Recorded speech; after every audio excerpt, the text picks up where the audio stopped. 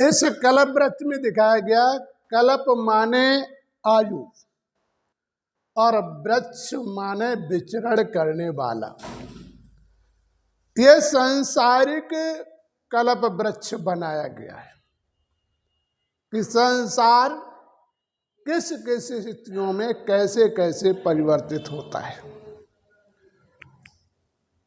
तो ऐसे कल्प वृक्ष में एक उल्टा कल्प वृक्ष दिखाया गया कि वास्तविक जो है उल्टा क्या है, जो परमात्मा जो है आसमान करण माना जो सूर्य चंद्रमा सितारों से परे उस ज्योति शांति धाम का रहने वाला है। जब ये संसार में संगम युग आता है, संगम माने लास्ट का समय, कलयुग के अंत का और सतयुग के प्रारंभ का, ऐसा समय जब आता है, ऐसे समय पर अत्याचार, स्वार्थी भावनाएं, भाईचारे में वैमनस्यताएं बढ़ना प्रारंभ हो जाता है।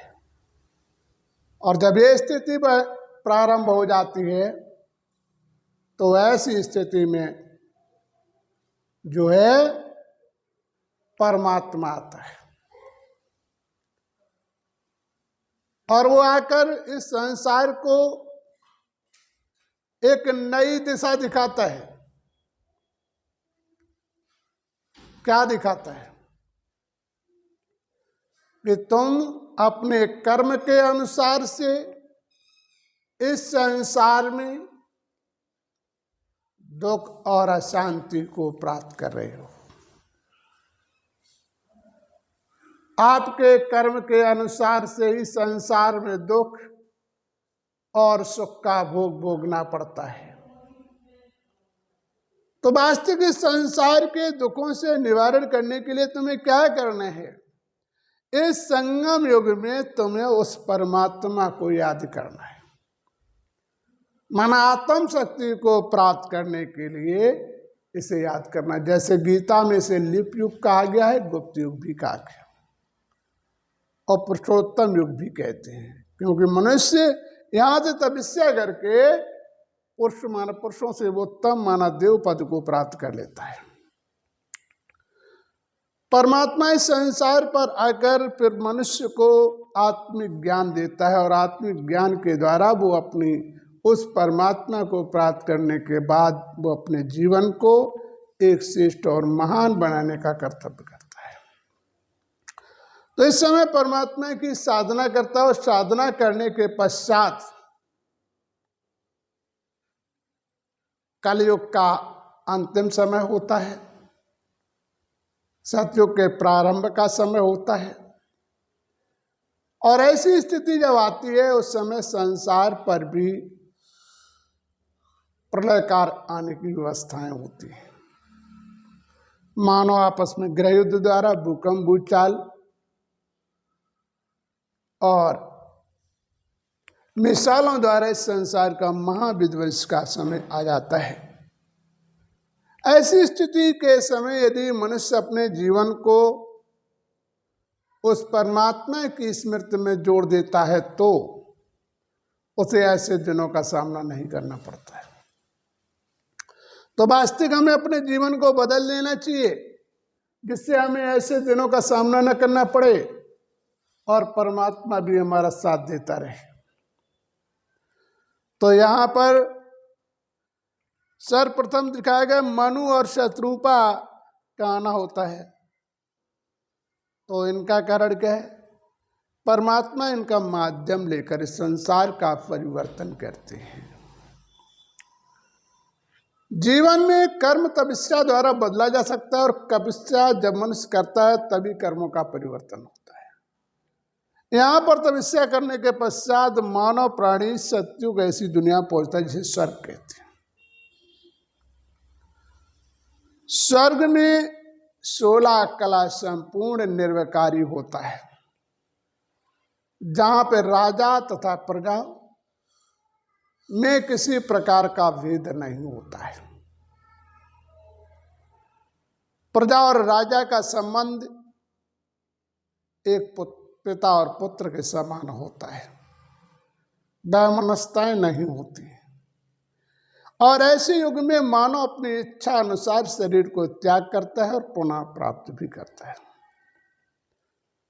इसीलिए इसे स्वर्ग कहा जाता है कि मानव मृत्यु को प्राप्त नहीं करता है, अपनी इच्छा अनुसार शरीर को छोड़ देता है। तो इस सतयुग में मनुष्य पहुंचता है, इसके पश्चात त्रेता युग, इन दोनों युगों को स्वर्ग कहा जाता है। यदि एक बात विचार करने वाली बात है, एक बात कही जाए कि स्वर्ग में मनुष्य पहुंचता है कैसे, माना तो हर चीज का निर्माण है, जब तक मनुष्य तपस्या नहीं करेगा तब तक युग में नहीं पहुंचेगा। जैसे विचार करे बच्चा पढ़ेगा नहीं, डिग्रियां प्राप्त नहीं होंगी तो उसकी कहीं सर्विस नहीं लग सकती है। इसी प्रकार से कर्म करने के बाद ही मनुष्य अपने जीवन को आगे बढ़ा सकता है और तभी परमात्मा उसका साथ भी दे सकता है। जब तक ऐसा नहीं करेगा तो परमात्मा साथ नहीं देगा। तो इन दो युगों में, सतयुग में मानव जीवन सतो प्रधान और त्रेता में मानव की कुछ कलाएं गिरती हैं, और जैसे ही द्वापर प्रारंभ होता है वैसे ही धर्मपिताओं का आना प्रारंभ हो जाता है। सभी धर्मपिता यहाँ पर आते हैं। ईसा मसीह द्वारा इस्लाम धर्म की स्थापना हुई, इन्हें 2500 वर्ष हो चुके। इन्होंने संसार की शांति व्यवस्थाओं के लिए इन्होंने जन्म लिया। इधर महात्मा बुद्ध का जन्म हुआ, उन्होंने भी बौद्ध धर्म की स्थापना किए हुए 2250 वर्ष हो चुके। समय बढ़ता गया, अशांति बढ़ती गई, और अशांति को रोकने के लिए परमात्मा धर्मपिताओं को इस संसार पर भेजते गए। लेकिन इस संसार का पूर्ण परिवर्तन नहीं हुआ, क्योंकि मानव की जो बुद्धि है वो एकाग्र न रह के स्वार्थ व्यवस्थाओं की तरफ जाना प्रारंभ हो गया, इच्छाओं का अधिक चलना प्रारंभ हो गया, सीमाएं तोड़ना मनुष्य का प्रारंभ हो गया। ये जो है द्वापर से स्थितियां प्रारंभ हो जाती हैं। इस कारण से मनुष्य को अपना स्थल कायदे से याद नहीं रहता, यही कारण है। द्वापर युग में मानव के सर्वप्रथम जो है यहाँ पर द्वापर में ही शिव प्रतिमा की स्मृति विक्रमादित्य ने स्थापित की। उन्होंने शिव की आराधना की।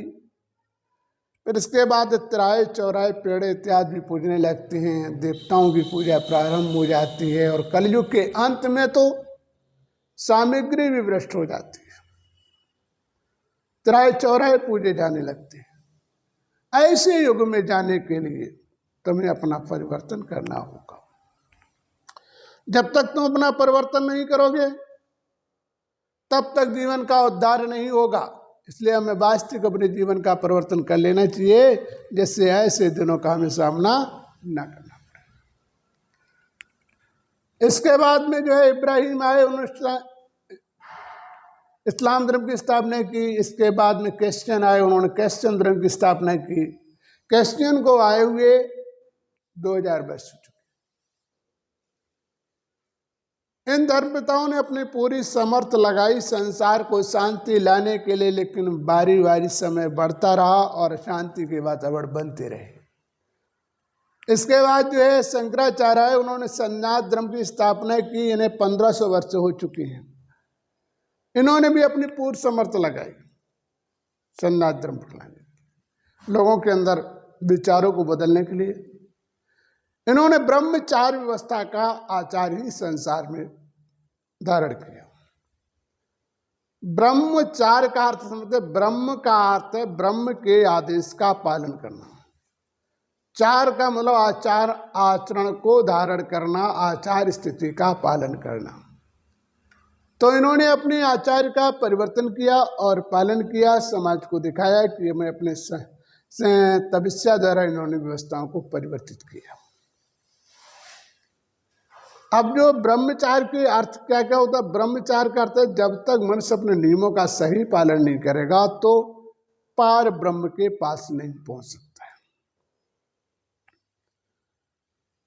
ब्रह्म के आदेश का पालन करना, जैसे ब्रह्मचार्य के अर्थ में क्या क्या आता है? ब्रह्म के आदेश का पालन करना। इसमें क्या आता है कि हमें किसी के साथ हेरा फेरी नहीं करना, हमें एक दूसरों के साथ मर्यादित बात करना और एक दूसरों के साथ आचार नियम को सच्चे परिवर्तन करने का प्रयास करें, क्योंकि ब्रह्मा ने संसार को खुशहाल बनाने की व्यवस्थाओं का निर्माण किया था। तो ब्रह्म आदेश का कारण है कि ब्रह्मा के बनाए हुए नियमों का पालन करना। तो लोग सिर्फ कामनाओं का त्याग करते हैं लेकिन आचार का परिवर्तन नहीं करते, लेकिन आचरण का परिवर्तन करके ही उस ब्रह्म का पूरा तत्वों का ज्ञान हो सकता है। जब तक ब्रह्म का अर्थ का आचरण नहीं करोगे, बदलाव नहीं करोगे, तो सिर्फ कामनाओं के परिवर्तन करने से मनुष्य का उद्धार नहीं होगा। कामनाएं मानुष को जीवन के कोई श्रेष्ठ नहीं बना सकती जब तक उसके आचार और नियमों का सही पालन नहीं होगा। समाज के स्वयं विकास के लिए, समाज को बुरी दिशा से बचाने के लिए इन कार्यों का जब तक परिवर्तन नहीं करेगा तो उसे ब्रह्मचार्य नहीं कहा जाए, क्योंकि ब्रह्म के आचरणों का पालन नहीं किया। कहीं ये नहीं लिखा होता कामनाओं का आचरण पालन नहीं किया, कामनाओं पर भी ठीक, वहां लिखा होता ब्रह्म के आचरण का, ब्रह्मचार्य, ब्रह्म के आचार का उन्होंने पालन किया, निभाया। तो वह ब्रह्म के आचरण का ही उन्होंने पालन किया था और समाज को बताया भी था।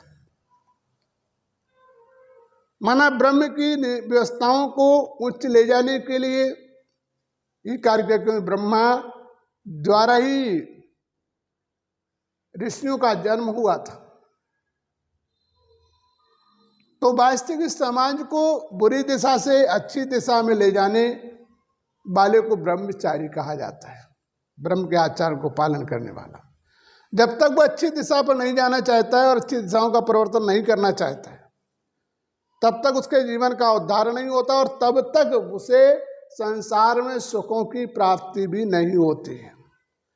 तो वास्तविक हमें अपने जीवन में बदलाव कर लेना चाहिए जिससे ऐसे दिनों का सामना न करना पड़े। तो वास्तविक हमें अपने जीवन में इस व्यवस्था का बदलाव करना हमारे लिए बहुत अनिवार्य है। तो इस आचरण को शंकराचार्य ने इस संसार पर धारण करके समाज को एक नई दिशा दिखाई थी। आज लोग क्या करते हैं, सिर्फ कामनाओं का ही व्रत लेते, लेकिन वास्तविक इस तो शंकराचार्य ने इस प्रकार से इस प्रक्रिया का प्रारंभ किया। उन्होंने जो है इस समाज को काम, क्रोध और लोभ और मोह अहंकार से परे जाने की स्थिति को धारण किया।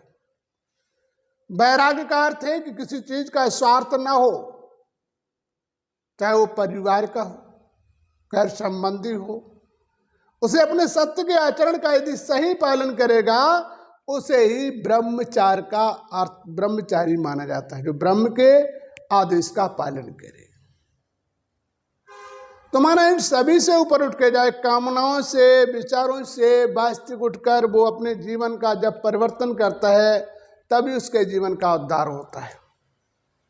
तो ये निर्माण किया शंकराचार्य। इसके बाद में जो है मोहम्मद साहब आए, उन्होंने मुसलमान धर्म की स्थापना की। उन्होंने भी उन्हें स्थापना की है, 1400 वर्ष हो चुकी हैं और उन्होंने लिखा भी था कि हमारे कर्ण का में जो है इन्होंने जो है समाज व्यवस्था को बदला और जो है 14 सदी इनके में लिखते हैं 14 सदी के बाद मुसलमान व्यवस्थाओं का अंत होगा। तो विचार करिए कि मानव व्यवस्थाओं का निर्माण और पतन इस संसार पर होता रहता है। जब लोग धर्म के आचरण को पालन नहीं करते हैं, धर्म के आचार को नहीं मानते हैं और अपनी मन व्यवस्थाओं पर चलने लगते हैं, स्वार्थ व्यवस्थाओं पे आ जाते हैं, ऐसे समय संसार के पतन की व्यवस्थाएं होती हैं। इसलिए वास्तविक हमें इन्होंने भी आकर समाज को शांति लाने का पूर्ण प्रयास किया। और कलयुग के वर्तमान में इसके बाद जो है सिख धर्म की स्थापना हुई। इन्हें जो है 500 वर्ष हो चुकी हैं। इन्होंने ओमकार कहा। ओम शब्द में ब्रह्मा, विष्णु और शंकर बिंदु को संकेत करते पुरातन सुखा से। इसी प्रकार से ओम शब्द में ब्रह्मा, विष्णु, महेश और बिंदु को संकेत करते हैं परमात्मा शिव का सूचक चिन्ह है। जब तक अपने जीवन का परिवर्तन नहीं करेंगे तब तक जीवन का उद्धार नहीं होगा। तो वास्तविक हमें बदलाव कर लेना चाहिए, तभी हमारे जीवन का उद्धार होगा, नहीं तो नहीं हो सकता है। तो इन्होंने भी समाज को बदलने के लिए, इस समाज को परिवर्तन करने के लिए आए। इसके पश्चात में क्या होता है कि तिराई चौराई पेड़ इत्यादि की पूजा प्रारंभ हो जाती है, सामग्रियां भी भ्रष्ट हो जाती हैं। तो इसी प्रकार से इस संसार पर कल्प वृक्ष की रचना हुई। कल्प माने आयु, वृक्ष माने विचरण करने वाला। कल्प वृक्ष एक वृक्ष भी होता है। ये जो कल्प वृक्ष दिखाया गया, ये चारों युगों के वर्णन को दिखाया गया और यह अध्यात्मिक विषय है।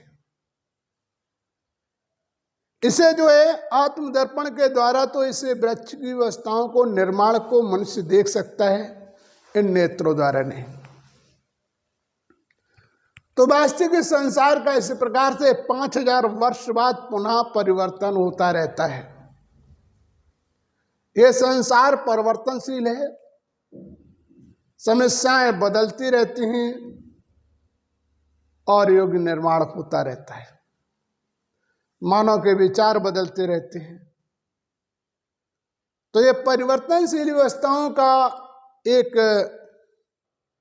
आकलन है, जिसमें जो है उस परमात्मा की दिव्य तपस्या द्वारा प्राप्त होता है, जानकारी मिलती है। इसीलिए मनुष्य योग साधनाएं करता है और योग साधनाएं द्वारा अपनी व्यवस्थाओं को अपने जीवन के दुखों का निवारण करने के लिए करता है। बल्कि भगवान को भी लोग निस्वार्थ नहीं याद करते हैं, स्वार्थ में करते हैं। इसी प्रकार से कल्प वृक्ष की व्यवस्थाएं चलती रहीं। मानव जीवन में जन्म लेता रहा और मृत्यु को प्राप्त करता रहा और ये संसार बारी बारी चलता रहा। समय एक ऐसा है जो कभी रुकता नहीं और चलता रहता है। लेकिन मानव व्यवस्थाएं भी परिवर्तित होती रहती हैं, एक समान नहीं रहती हैं, एक आधार पर नहीं रहती हैं। तो वास्तविक हमें अपने जीवन का बदलाव कर लेना चाहिए और समय के अनुसार से जो बदलता है वही इंसान है। और समय के बाद बदला तो उसका लाभ नहीं प्राप्त होता है। इसलिए अपने जीवन में अपने समय का परिवर्तन कर लें, जिससे ऐसे दिनों का हमें सामना न करना पड़े।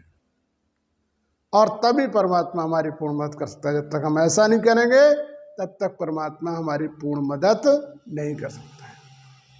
तो बदलाव में अपने जीवन कर लेना चाहिए, जिससे ऐसे दिनों का हमें सामना न करना पड़े और परमात्मा भी हमारी पूर्ण मदद कर सके। अच्छा, जय श्री परमात्मा।